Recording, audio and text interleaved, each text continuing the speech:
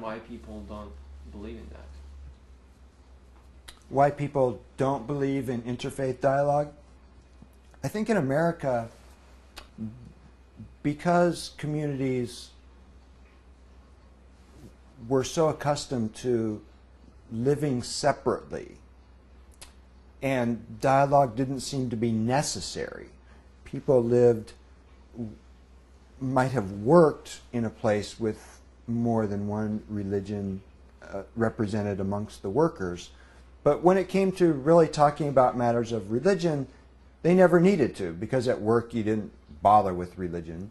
And the only time you did, the only time you talked about religion was with people of your same religion. Well, that only works if you can really live these separate sorts of lives.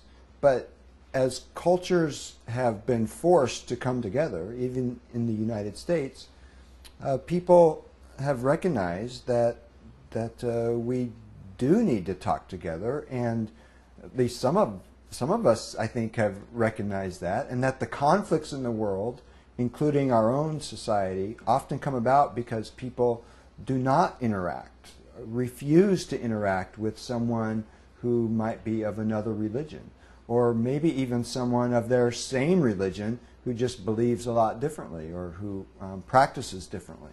So I think for a while in America, where we were not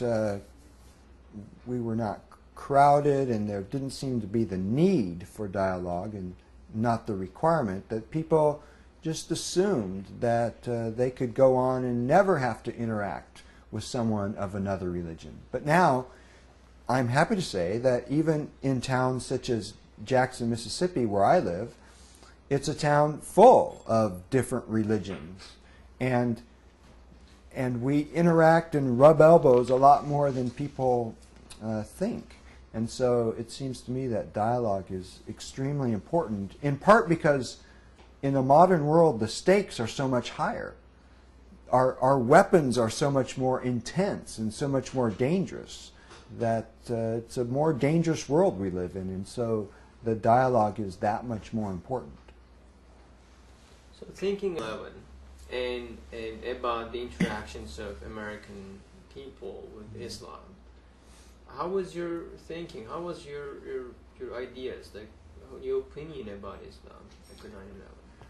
I think that 9/11 brings up a great illustration of America and our isolatedness and what we might say is even our general ignorance about others, particularly other religions. Before 9/11, most Americans knew very little or nothing about Islam. And many of them thought they never needed to and never wanted to and weren't that curious and just never bothered. Well, suddenly, with 9/11, many Americans have finally felt, okay, we should learn something about this. And so, after 9/11, books about Islam skyrocketed. Courses in colleges were full. Colleges had to add courses on Islam. Many people were interested and wanted to learn about Islam. On the other hand, while the desire to learn about Islam was good and natural, on the other hand, I'm not sure that we always went about it the right way, because sometimes we learned things that fed our stereotypes. And if there's anything that I think America in the years after 9/11 is slowly starting to come around to, is learning to discard, or at least think critically about the stereotypes that we have about Islam, as well as other religions, but certainly about Islam. We're very slowly learning that just like there are different kinds of Christianity and kinds of Christians, there are different kinds of Islam. And the Islam that I saw practiced in Turkey, and there were various kinds there, I'm sure, is different than, say, the Islam of Osama bin Laden or the Islam of Wahhabism and even the Islam of some of the conflicts that are going on in other parts of the world. So Americans need to get rid of their stereotypes and start learning about individuals, start learning about their Muslim neighbors, as opposed to some generic view of Islam or Muslims. If we can learn about our specific neighbors and how they practice and what they think about and how they view issues of tolerance and how they view other religions, then we can start seeing Muslims as real people as opposed to just small characters in our TV sets. And we can see them as people who are diverse, just like Christians are, or Hindus are, or Jews are, and that is all for the good. And I would say that IID is leading the way, not just among Muslims, but really as an example for many other people of other religions as well. IID is teaching us that if you put out an effort, if you put out resources, if you work at it, you can start interfaith dialogue. It takes a lot of work, and it takes money, and it takes a lot of effort by a lot of people.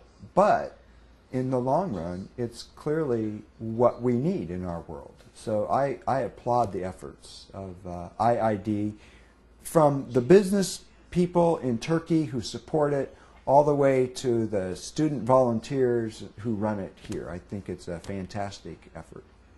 So we all know that, you probably know from the book, that Gulen was the first Islamic scholar to condemn the attacks right the next day. He published in 17 languages, condemning the attacks, because it was not right, and he really deeply felt that, and you know that very well because you've experienced a lot of people who has inspired from him.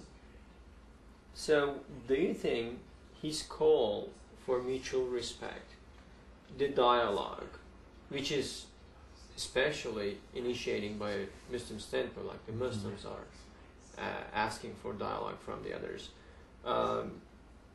and kind of Gulen always puts it this way, that it's in the nature, in the origin of Islam, to go and talk to people and having them friends and listening to them. So do you think this kind of call, Gulen's call, is something valuable for establishing world peace, especially between the West and the East? I would say Gulen's call and his example is not just useful, but is required in the establishment of world peace, because it's a call that accepts the reality of difference. It's not a call that attempts to convert everybody to one way of thinking. Instead, it's a call that says, let's acknowledge our differences and let's talk. Let's get along. Let's see past the differences, and let's see each other as human beings and see how we can live together in this one planet. Another way that I think Gulen provides an example is that just as on the day after 9/11 he wrote a condemnation of the attacks, I think that people from all religions should always be the first ones to criticize within their own house, that is, within their own religion. And that way, it doesn't fall to the people outside to criticize, because that's always harder for someone to accept. That is, if it's not really my place as a Jew to go and start criticizing Islam. It's much better if someone within Islam can be critical of others within Islam. And it should be my task, when I see Jews doing things that are horrible, it should be my task to criticize them.